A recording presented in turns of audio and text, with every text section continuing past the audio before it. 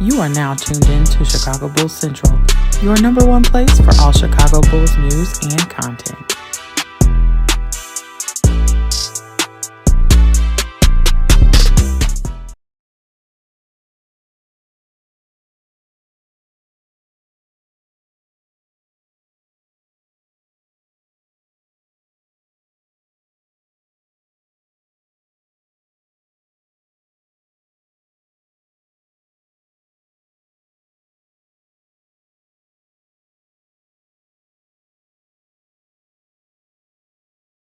I'm muted this whole time. Oh my god. Let's try this again. What's up, y'all? It's halftime. We losing. It's 67-55. But let's get straight into it. Fuck the intro. We already into it. Let's go. Montes Buzelis, 14 points, 3 rebounds, 6 for 10 from the 3-point free throw line. From the field, 3 point, 6.6 from 5 from the 3-point line.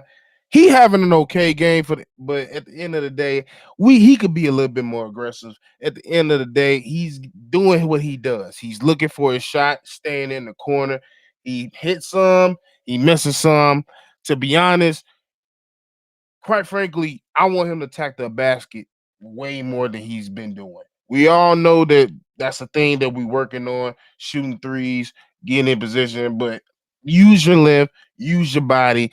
Every time he's been aggressive going towards the basket, he's scored. So that's what I want to see more from him.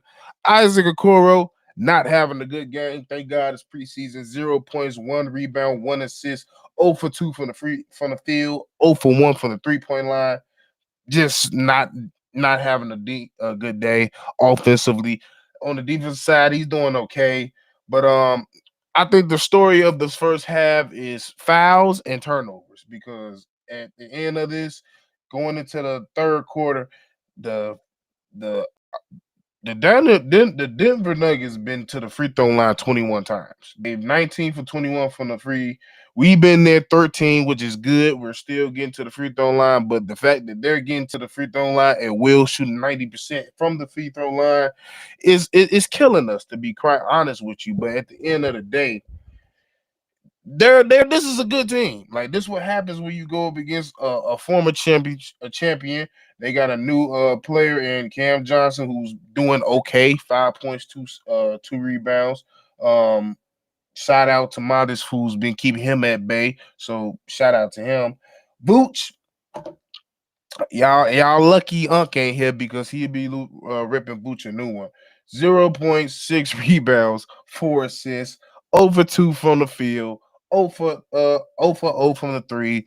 Just like I said, I when we came into this game on the pregame, I didn't expect Vooch to have a fantastic or amazing preseason, because quite frankly, we already know he don't really go too much crazy when it comes to preseason games. So this is the result you get with older Vooch and going into the end of his career, especially when it's the preseason.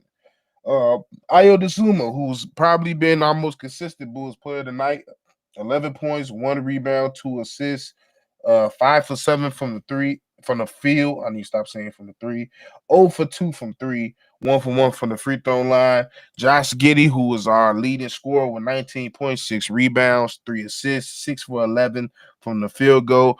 Also, another guy who I would say is out there searching for his 3-point shot. Now, I will give him credit. He is 3 for 5, which is shooting the 3-point ball is pretty nice. So shout out to him. But at the end of the day, quite honest with you, if you just understand to go to the damn layup, go for a damn layup 90% of the time, bro, you're 6'8". If you put your shoulder down against most of the people you're guarding, Josh Giddey, you're going to go through them, and you're getting to the free throw line as well. Shout out to you as well. So that's what I want to see more of. He's starting to understand that using his body, using the somewhat speed and athleticism that he does have, he can get to the rim at bay, shooting 4 for 4 from the free throw line. Now, we got an early appearance from Noah Essengay, who's doing what we all said he's pretty much going to be doing. He's an energy guy, playing defense. Got 2 points, 1 rebound, 1 for 2 from the field. And yeah, he just out there being a rookie, learning, being green as hell. Not too much I could be concerned of. But like I said, I think the only thing that we're really getting concerned of and what's really the problem of this team, especially in the first half, slow starts and turnovers. At the end of this first half, we are we have 10 turnovers to their five, and they have scored, I believe, 13 points off them turnovers. So we clean those things up, we could be in this game. Now, I will say the defense as a team unit can be better. Like I said, coming out slow that we did in the first half, we did give up 37 points in the first quarter. So against a team of that ilk, you can't come out the gate allowing them to score the ball like that at will. And a lot of it was just punish us down low, moving in transition and getting to the foul line. Quite honest with you. So yeah, you can't allow championship caliber teams come out here score 30 plus points on you in the first quarter, and then they did the same damn near similar thing, scoring another 30 points in the second quarter. So we got to slow that shit down. We have to slow that shit down, and like Haize said in the beginning, it's not going to be one or two single handed good defenders on this team because, quite frankly, we just don't have those. It's going to have to be from a team aspect, a unit. We got to gang rebound, we got to gang defend, we got to communicate on defense, and especially, we've been preaching this since Vuce got here. We know Vuce is a limitation, especially on one, especially on pick and rolls. It is vital that you go out there and communicate on defense because if you don't go out there and tell somebody it's a screen right there, they're gonna knock their block off their goddamn shoulders and they gonna have a concussion for 2 weeks. And you don't want that to happen. If you don't communicate against this team, like we've been seeing, they just gonna pass to somebody open. And that's another thing, which has also been a problem of the Bulls teams of past. Our recovery needs to be way better. And I understand when a ball is moving, that's the hardest thing to keep up with in basketball. But we just got to be way better. Sometimes on these closeout, we challenge a little bit too hard. You got to know when and where is the right time to leave your feet. There's a lot of times we leave our feet knowing that they're going to make the next pass anyway. So if you can stay grounded, but actually challenge them without leaving your feet, that will be something that I know for a fact will help improve the defense as a whole. But at the end of the day, that's what we have. That's what we got going in the first half. Like I said, a slow start, turnovers, and simply allowing them to abuse us down low and allow them to get a ton of foul calls because that's what they did. Like I said, they've been to the free throw line 21 times, making 19 shots. So it is what it is. We got to slow down that. Haize said he was worried about how we looked coming out playing against a team that moves the ball extremely well. And quite frankly, we just don't look that good. And this is the time. It's the preseason. I see everybody talking like, yeah, it's the preseason. This is the time to get all your bullshit out, all your bad juju, all your bad habits. This is the time to have it right now. Get it out. Booch, like what he's saying right now, Booch don't care about it. He isn't ready to retire. This is a contract year. He will be better when it matters. I mean, honestly, I don't even think I'm not looking at it. He might be looking at it as a contract year, but I don't even think it's that. Like when it's just a meaningful basketball to be played, regardless if it's a contract year or not, Vooch is gonna show up. That's just the type of player he is. He ain't, I'm gonna be honest, he's not an American born player. Not too many players that's from overseas act that way. So if they playing basketball, whether it's professionally or not, they gonna play basketball to the utmost until they feel like they can't do what they want to do anymore. So yeah, Vooch gonna be on this court until he feels like I can't play no more. It is what it is. He's talking about Vooch. It's time.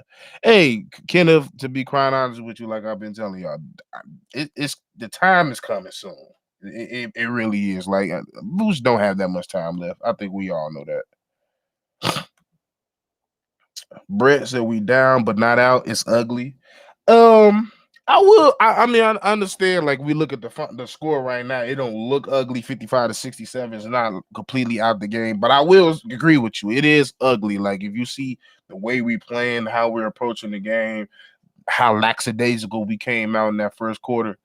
Yeah, it's a little bit more ugly than people realize.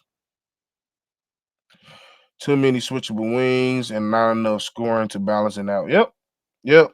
Yep, and that's a lot of things that they said they was going. Well, that's not said they was going to do. That's a lot of things we did see Denver go out and do and acquire. They got wings that's switchable, as well as going up the getting Tim Hardaway is also a big acquisition because we all know they lost MPJ and that's a nice portion of shooting. But to bring in him and Cam, that's a nice amount of shooting that they could bring and it's more you understand more what you're getting, to be quite honest with you, between those two, because we know MPJ is notorious for taking difficult shots and he can make those difficult shots, but Cam and Tim are way more smart when it comes to getting their shot off. So I think that's a big acquisition on their behalf, and it's showing in the preseason.